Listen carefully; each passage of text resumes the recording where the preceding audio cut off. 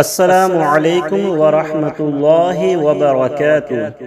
امید کرتے ہیں دوستو آپ سب خیر و عافیت سے ہوں گے۔ دوستو آج کی اس ویڈیو میں ہم آپ کو ایک ایسا عمل، ایک ایسا وظیفہ بتانے والے ہیں، یعنی سنانے والے ہیں کہ جس سے انشاءاللہ عز و جل آپ کی تمام پریشانیاں دور ہو جائیں گی۔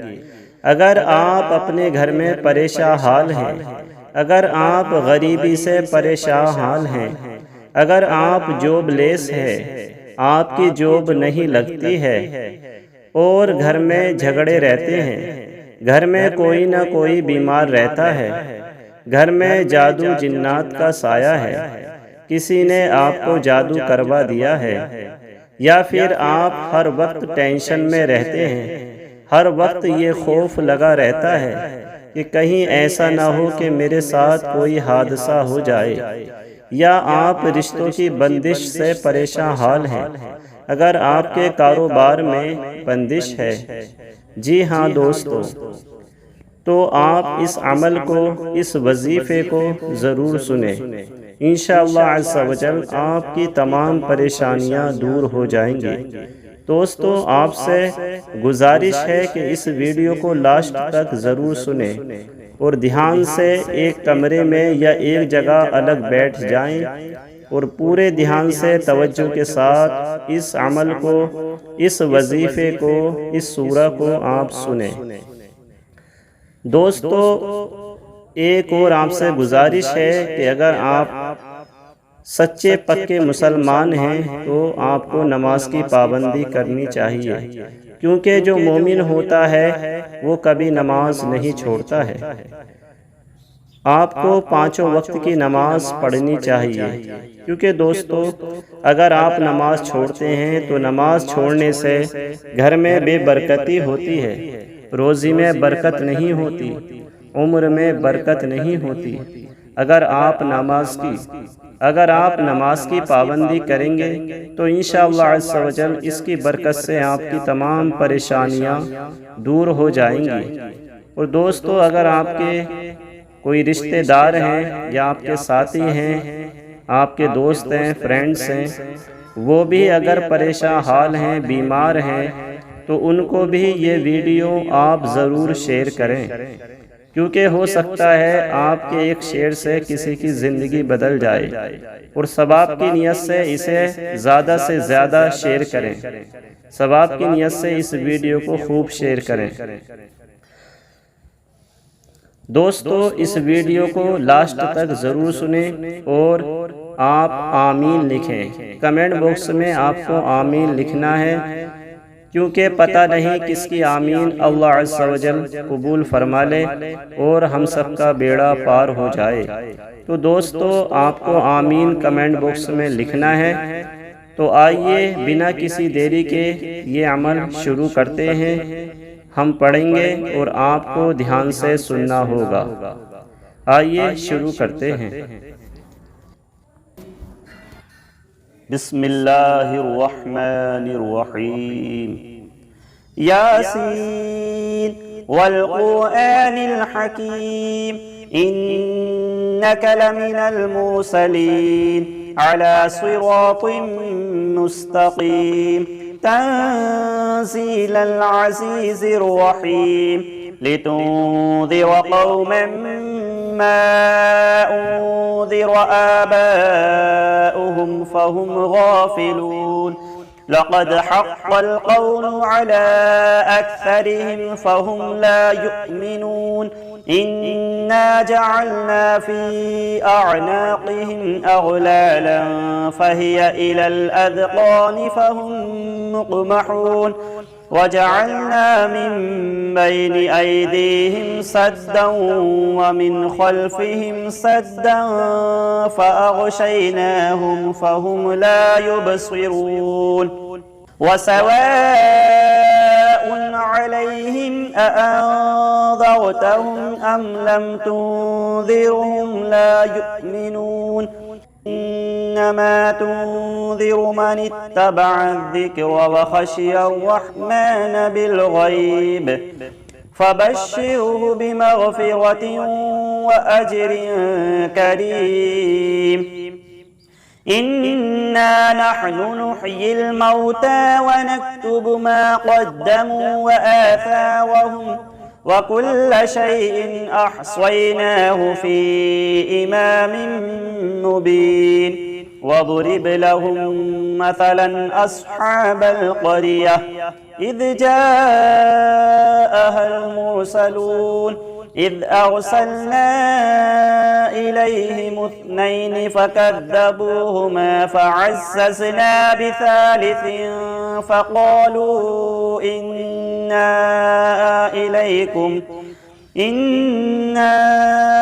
إليكم مرسلون. قالوا ما أنتم إلا بشر مثلنا وما أنزل الرحمن من شيء إن أنتم إلا تكذبون. قالوا ربنا يعلم إنا إليكم لمرسلون وما علينا إلا البلاغ المبين. قالوا إنا تطيرنا بكم لئن لم تنتهوا لنرجمنكم وليمسنكم منا عذاب أليم. قالوا طائركم معكم أئن ذكرتم بل أنتم قوم مسرفون. وجاء من أقصى المدينة رجل يسعى قال يا قوم اتبعوا المرسلين اتبعوا من لا يسألكم أجرا وهم مهتدون. وما لي لا أعبد الذي فطرني وإليه ترجعون. أأتخذ من دونه آلهة إن يردني الرحمن بضر لا تغن عني شفاعتهم شيئا ولا ينقذون. إني إذا لفي ضلال مبين. إني آمنت بربكم فاسمعون. قيل ادخل الجنة قال يا ليت قومي يعلمون بما غفر لي ربي وجعلني من المكرمين. وما أنزلنا على قومه من بعده من جند من السماء وما كنا منزلين. إن كانت إلا صيحة واحدة فإذا هم خامدون. يا حسرة على العباد ما يأتيهم من رسول إلا كانوا به يستهزئون. ألم يروا كم أهلكنا قبلهم من القرون أنهم إليهم لا يرجعون. وإن كل لما جميع لدينا محضرون. وآية لهم الأرض الميتة أحييناها وأخرجنا منها حبا فمنه يأكلون. وجعلنا فيها جنات من نخيل وأعناب وفجرنا فيها من العيون ليأكلوا من ثمره وما عملته أيديهم أفلا يشكرون. سبحان الذي خلق الأزواج كلها مما تنبت الأرض ومن أنفسهم ومما لا يعلمون. وآية لهم الليل نسلخ منه النهار فإذا هم مظلمون والشمس تجري لمستقر لها ذلك تقدير العزيز العليم والقمر قدرناه منازل حتى عاد كالعرجون القديم لا الشمس ينبغي لها أن تدرك القمر ولا الليل سابق النهار وكل في فلك يسبحون وآية لهم أنا حملنا ذريتهم في الفلك المشحون وخلقنا لهم من مثله ما يركبون وإن نشأ نغرقهم فلا صريخ لهم ولا هم ينقذون إلا رحمة منا ومتاعا إلى حين وإذا قيل لهم اتقوا ما بين أيديكم وما خلفكم لعلكم ترحمون وما تأتيهم من آية من آيات ربهم إلا كانوا عنها معرضين وإذا قيل لهم أنفقوا مما رزقكم الله قال الذين كفروا للذين آمنوا أنطعم من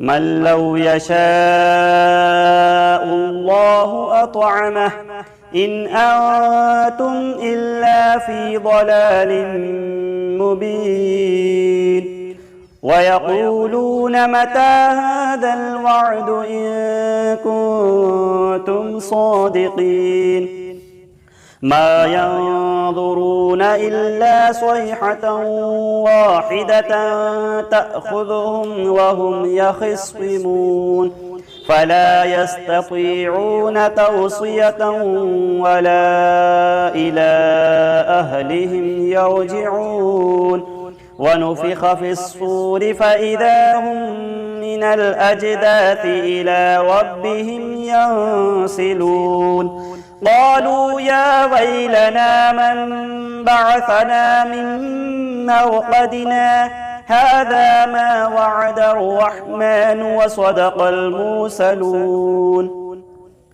إن كانت إلا صيحة واحدة فإذا هم جميع لدينا محضرون فاليوم لا تظلم نفس شيئا ولا تجزون إلا ما كنتم تعملون إن أصحاب الجنة اليوم في شغل فاكهون هم وأزواجهم في ظلال على الأرائك متكئون لهم فيها فاكهة ولهم ما يدعون سلام قولا من رب رحيم وامتازوا اليوم أيها المجرمون ألم أعهد إليكم يا بني آدم ألا تعبدوا الشيطان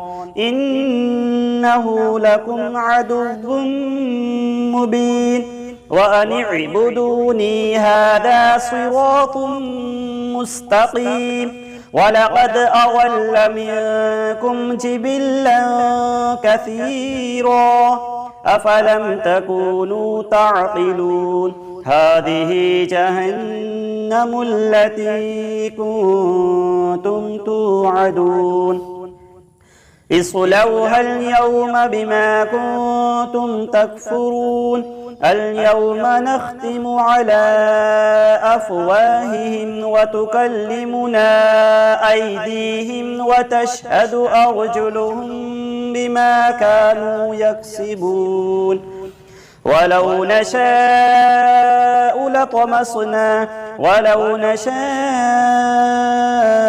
لطمسنا على أعينهم فاستبقوا الصراط فأنى يبصرون ولو نشاء لمسخناهم على مكانتهم فما استطاعوا مضيا ولا يرجعون ومن نعمره ننكسه في الخلق أفلا يعقلون وما علمناه الشعر وما ينبغي له إن هو إلا ذكر وقرآن مبين لينذر من كان حيا ويحق القول على الكافرين أولم يروا أنا خلقنا لهم مما عملت أيدينا أنعاما فهم لها مالكون وذللناها لهم فمنها ركوبهم ومنها يأكلون ولهم فيها منافع ومشارب أفلا يشكرون واتخذوا من دون الله آلهة لعلهم ينصرون لا يستطيعون نصرهم وهم لهم جند محضرون فلا يحزنك قولهم إنا نعلم ما يسرون وما يعلنون أولم يرى الإنسان أنا خلقناه من نطفة فإذا هو خصيم مبين وضرب لنا مثلا ونسي خلقه قال من يحيي العظام وهي رميم قل يحييها الذي أنشأها أول مرة وهو بكل خلق عليم الذي جعل لكم من الشجر الأخضر نارا فإذا أنتم منه توقدون أوليس الذي خلق السماوات والأرض بقادر على أن يخلق مثلهم بلى وهو الخلاق العليم إنما أمره إذا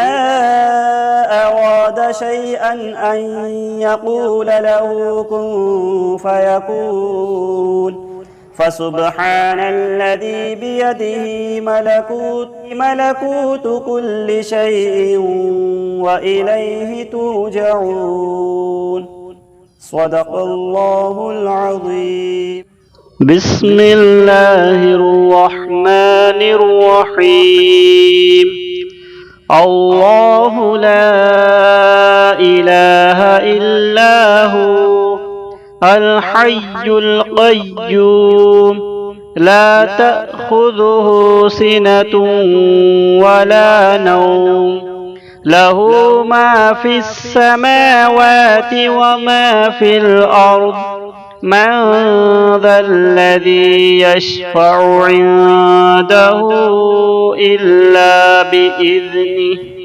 يعلم ما بين أيديهم وما خلفهم ولا يحيطون بشيء من علمه إلا بما شاء وسع كرسيه السماوات والأرض ولا يؤوده حفظهما وهو العلي العظيم بسم الله الرحمن الرحيم قل هو الله أحد الله الصمد لم يلد ولم يولد ولم يكن له كفوا أحد بسم الله الرحمن الرحيم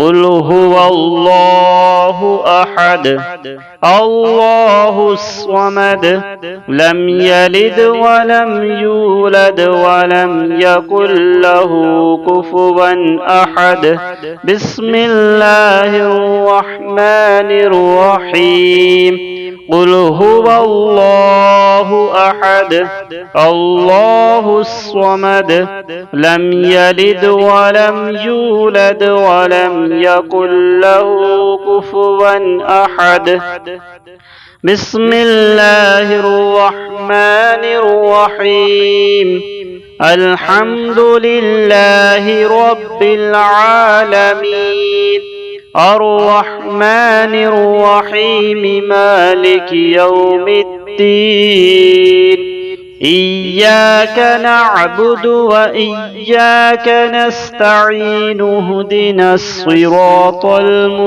المستقيم صراط الذين أنعمت عليهم غير المغضوب عليهم ولا الضالين بسم الله الرحمن الرحيم ألف لام ميم ذلك الكتاب لا ريب فيه هدى للمتقين الذين يؤمنون بالغيب ويقيمون الصلاة ومما رزقناهم ينفقون والذين يؤمنون بما أنزل إليك وما أنزل من قبلك وبالآخرة هم يوقنون بسم الله الرحمن الرحيم اللهم صل على سيدنا ومولانا محمد معدن الجود والكرم وآله وبارك وسلم اللهم صل على سيدنا ومولانا محمد معدن الجود والكرم وآله وبارك وسلم اللهم صل على سيدنا ومولانا محمد معدن الجود والكرم وآله وبارك وسلم صلاة وسلاما عليك يا رسول الله اللهم ربنا آتنا في الدنيا حسنة وفي الآخرة حسنة وقنا عذاب النار رب ارحمهما كما ربياني صغيرا یا اللہ یا رحمان یا رحیم یا کریم، جو کچھ بھی پڑھا گیا اور ہمارے ویورز نے جو عمل سنا، میرے پروردگار اس عمل کے سننے کی برکت سے، اس سورہ کے سننے کی برکت سے، اس وظیفے کی سننے کی برکت سے یا اللہ ان کی تمام پریشانیوں کو دور فرما۔ جتنے بھی ہمارے ویورز ہیں، ہمارے دیکھنے والے ہیں، ہمارے چاہنے والے ہیں، یا اللہ ان کی تمام پریشانی بیماریوں کو دور فرما۔ یا اللہ جو کچھ ہم نے پڑھا ہے اس کو اپنی بارگاہ میں قبول فرما۔ اس وقت کا ثواب سب سے پہلے ہمارے پیارے آقا حضرت محمد مصطفیٰ صلی اللہ تعالی علیہ وآلہ وسلم کی بارگاہ میں پیش کرتے ہیں، مولا قبول فرما۔ پیارے نبی صلی اللہ تعالی علیہ وآلہ وسلم کے وسیلے سے تمام انبیاء اکرام، تمام صحابہ اکرام، اہل بیت، تابعین، تبع تابعین، ازواج مطہرات کی بارگاہ میں پیش کرتے ہیں، مولا قبول فرما۔ حضرت الشیخ عبدالقادر جیلانی غوث اعظم دستگیر بڑے پیر صاحب کی بارگاہ میں پیش کرتے ہیں، مولا قبول فرما۔ یا اللہ اس سب کا سبب حضرت خواجہ عثمان ہارونی، حضرت خواجہ غریب نواز رحمت اللہ تعالی علیہم اجمعین کی بارگاہ میں پیش کرتے ہیں، مولا قبول فرما۔ یا اللہ اس سب کا سبب جتنے بھی سلاسل کے بزرگان دین آئے ہیں، اولیاء کرام آئے ہیں، تمام کی بارگاہ میں پیش کرتے ہیں، مولا قبول فرما۔ بالخصوص ہمارے پیر و مرشد حضرت اختر رضا خان حدود تاج الشریعہ رحمۃ اللہ تعالی علیہ کی بارگاہ میں پیش کرتے ہیں، مولا قبول فرما۔ یا اللہ میرے پروردگار، المؤمنین والمؤمنات والمسلمین والمسلمات کی ارواح کو اس کا ثواب نظر کرتے ہیں، مولا قبول فرما۔ اور جتنے بھی ہمارے ویورز ہیں، ہماری ویڈیو دیکھنے والے ہیں، ان ویڈیو دیکھنے والے جتنے بھی ویورز ہیں میرے پروردگار، ان کے گھر سے جو بھی مومن مومنات آخرت کو کوچ کر گئے ہوں، ان کے ارواح کو اس کا ثواب نظر کرتے ہیں، مولا قبول فرما۔ ان کے گناہ کبائر صغائر کو معاف فرما۔ یا اللہ یا رحمان یا رحیم یا کریم، ہم نے جو یہ عمل یا وظیفہ پڑھا ہے، یا اللہ جو ہمارے ویورز نے یہ وظیفہ یہ عمل سنا ہے پروردگار، اس کی برکت سے تمام ہی ہمارے چاہنے والے، تمام ہی ہماری ویڈیوز کو دیکھنے والوں کے یا اللہ تمام پریشانیوں کو دور فرما۔ یا اللہ جو قرض دار ہیں ان کے قرضوں کو ختم کر دے، ان کو قرضے سے نجات عطا فرما۔ اور یا اللہ میرے پروردگار جو پریشان حال ہیں ان کی پریشانیوں کو دور فرما، جو بیمار ہیں ان کو شفائے کلی عطا فرما۔ یا اللہ جو پریشان حال ہیں ان کی پریشانیوں کو دور فرما، جو غریب ہیں ان کی غربت کو دور فرما۔ یا اللہ جو بے سہارا ہیں ان کو سہارا عطا فرما۔ یا اللہ جو بے روزگار ہیں ان کو غیب سے روزی عطا فرما۔ یا اللہ ان کی مدد فرما۔ یا اللہ ان کے گھر پر رحمت و انبار کی بارشیں نازل فرما۔ یا اللہ ہمارے تمام ہی دیکھنے والوں کو، ہماری تمام ہی ویورز کو پکا سچا نمازی بنا، اسلامی زندگی عطا فرما۔ اور یا اللہ ان کے جائز کاموں میں خوب برکتیں عطا فرما، ان کے کاروبار میں ترقی عطا فرما۔ اور یا اللہ جو بھی ہمارے اسلامی بھائی جوب لیس ہیں، جاب پر نہیں ہیں، ان کو اچھی جاب عطا فرما، جائز کاروبار عطا فرما۔ یا اللہ جو ہمارے بھائی بہن رشتوں سے بیٹھے ہوئے ہیں، یا اللہ ان کے لیے نیک رشتے عطا فرما، ان کے رشتے عطا فرما۔ یا اللہ تمام مسلمانوں کی تمام پریشانی بیماریوں کو دور فرما۔ اور یا اللہ ہم سب کو اسلامی زندگی عطا فرما، ایمانی موت عطا فرما، گناہوں کی ذلیل بیماری سے بچنے کی توفیق عطا فرما۔ یا اللہ جہاں جہاں پریشان حال ہیں، جتنے بھی مسلمان پریشان حال ہیں، جتنے بھی ہمارے بھائی مسلمان پریشان حال ہیں، ان کی پریشانی بیماریوں کو دور فرما، ان کی تنگ دستی کو دور فرما، ان کی غیب سے مدد فرما۔ وصلی اللہ تعالی علی خیر خلقہ محمد وعلی آلہ واصحابہ اجمعین برحمتک یا ارحم الراحمین۔ اللہم آمین بحق لا الہ الا اللہ محمد رسول اللہ۔ امید کرتے ہیں دوستو آپ نے یہ ویڈیو پوری دیکھی ہوگی، تو دوستو آپ نے اس عمل کو سنا اور دعا میں شامل بھی رہے۔ دوستو آپ کمنٹ باکس میں آمین ضرور لکھیں تاکہ ہمیں پتہ چل جائے کہ آپ نے اس عمل کو پورا سنا اور آپ نے آمین بھی کہا، اور آپ کی آمین کو اور ہماری دعا کو اللہ تعالیٰ اپنی بارگاہ میں قبول فرمائے۔ السلام علیکم ورحمۃ اللہ وبرکاتہ۔